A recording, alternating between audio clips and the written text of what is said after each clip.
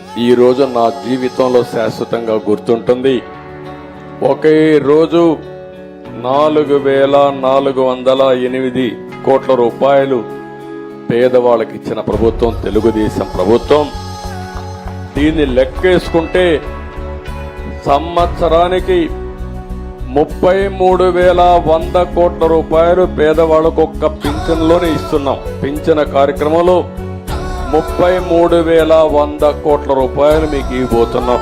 పింఛన్ల ప్రకారం 5 ఏళ్లు లెక్కేసుకుంటే 5 × 33,000 1,65,500 కోట్ల రూపాయలు 5 సంవత్సరాల్లో ఒక పింఛన్ల ద్వారా ఈ పేదవాళ్ళకు అందించే ప్రభుత్వం ఎన్డీఏ ప్రభుత్వం అని కూడా నేను మీకు తెలియజేస్తున్నా. దీనికంటే ఆనందమైన రోజు నా జీవితంలో ఇంకొకటి ఉండదు. నేను చాలా సంవత్సరాలు రాజకీయాల్లో ఉన్నా. నేను ఒకటే ఆలోచిస్తున్నా, ఇలాంటి ఒక మంచి కార్యక్రమాన్ని అందజేయడం భగవంతుడు నాకు ఇచ్చిన అవకాశంగా నేను భావిస్తూ, అదే మాదిరిగా నేను ఒకటే హామీ ఇస్తున్నా, మేమందరం కష్టపడతాం, సంపద సృష్టిస్తాం, ఆదాయాన్ని పెంచుతాం, పెంచిన ఆదాయం మళ్ళీ పేదవాళ్ళకు అప్పచెప్పి పేదరికం లేని సమాజాన్ని చూడాలనేది మా ఆశయం.